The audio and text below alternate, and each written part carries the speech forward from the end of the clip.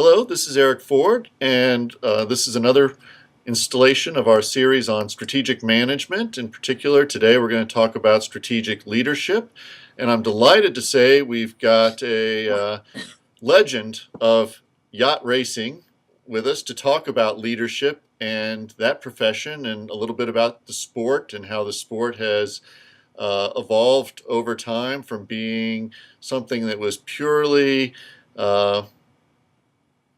a race amongst gentlemen to something that's a major commercial enterprise amongst nations, corporations, and other people, and how that's affected people like himself who manage large yacht crews, etc. So with no further ado, I'd like to introduce Tony Rey. Tony, welcome. Hi, Eric. Thanks for having me. Happy to help. No, this is fabulous. I think that many people will be very excited about what we're going to talk about here today. Tony's sitting in his home in Newport, Rhode Island, which for the better part of a century or more was the hub of all U.S. sailing, as I understand it. And I think he's a native of Newport. And why don't you tell us a little bit about yourself and how you came to this juncture? Sure, I'd be happy to.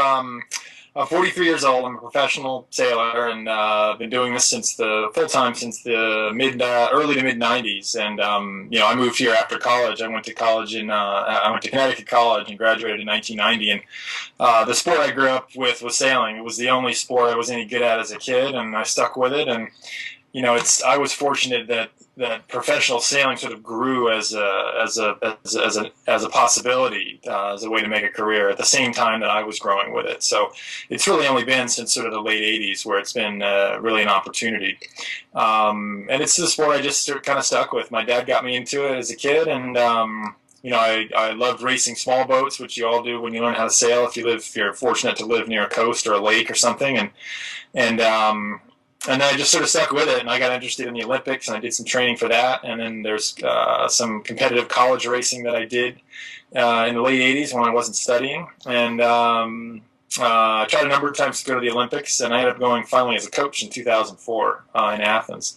But otherwise, I've been just managed to be able to play in sailboats for really since I was about 8 years old, and I feel like I've sort of dumbed my way into it just with people I've known and the network kind of in our sport, and been really fortunate to make a living out of it.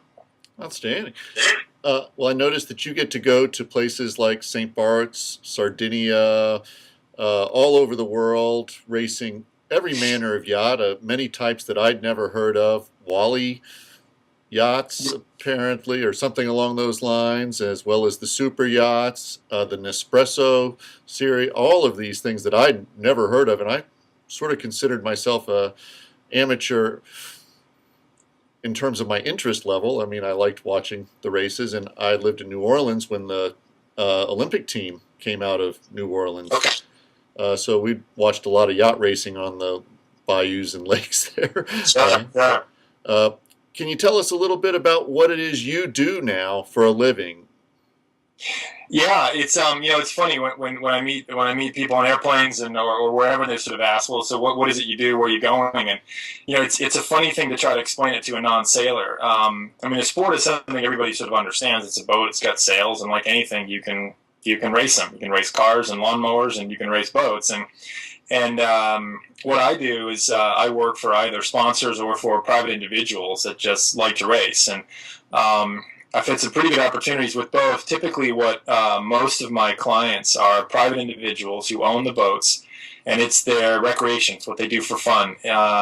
And they're typically fairly wealthy because it's not at the Grand Prix level, at the highest level with the biggest boats. It's a pretty expensive sport to undertake. And so what they rely on a guy like me for is to help, at the very least, to come race the boat and bring my expertise to keep it safe and to keep it fun so everybody learns. But it's like any sport you do for a long time. You sort of collect a lot of information, a lot of background in terms of how to race the boats. So I get hired typically to manage the crew, and I sail in the role. It's called the tactician, which means I basically am. It's kind of like being the conductor of the orchestra. So I stand in the back and sort of make sure that the guys that are called the sail trimmers, where they make the adjustments to the sails, and the sail handlers, the guys that put the sails up and down at the right times, and the person who's the helmsman, the skipper.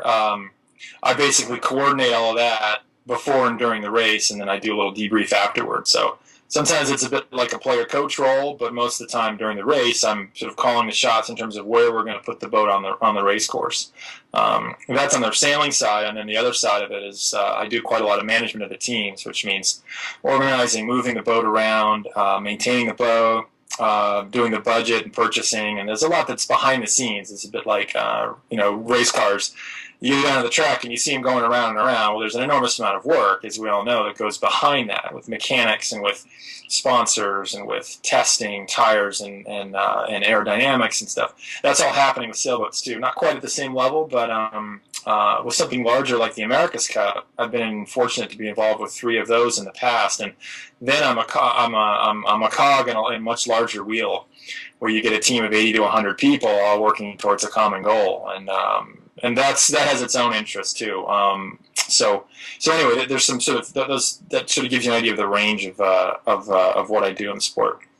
Well, what are some of the challenges in terms of you're leading other people who are extraordinarily proficient in their own right? I assume these sail trimmers and the people who manage the other parts are probably fairly accomplished yachtsmen and women in their own rights. What's it like leading professionals, and how do you manage that when they've got their own opinion about what tack you ought to be on, or how we ought to manage this turn, or how do you do that? Well, it's an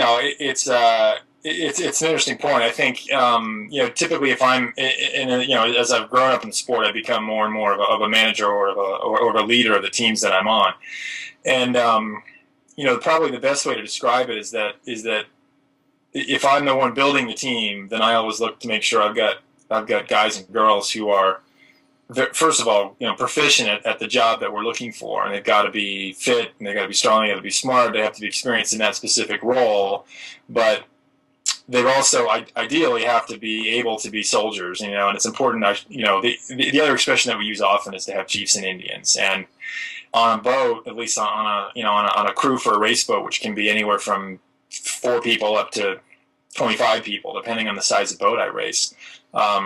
It's important to keep that balance correct. You can't have too many chiefs, which is probably the case in a lot of, true in a lot of cases. But so what I try to do is make very clear who's in charge of what in terms of what everyone's expectations are. People know specific roles. They're in charge of putting the sail up and down at this moment. This guy's in charge of making sure this happens. But what's important is that at the end of the day, the communication between the different parts of the boat has to happen seamlessly during the race.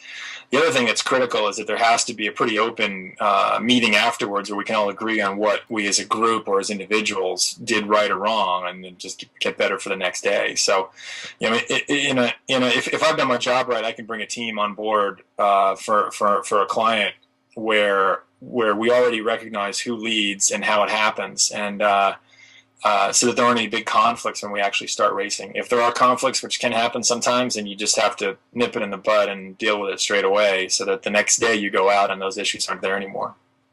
Great. I'm going to pause for just a second here. We'll go to commercial, as it were, because we have a 15-minute time limit on the segments we can upload.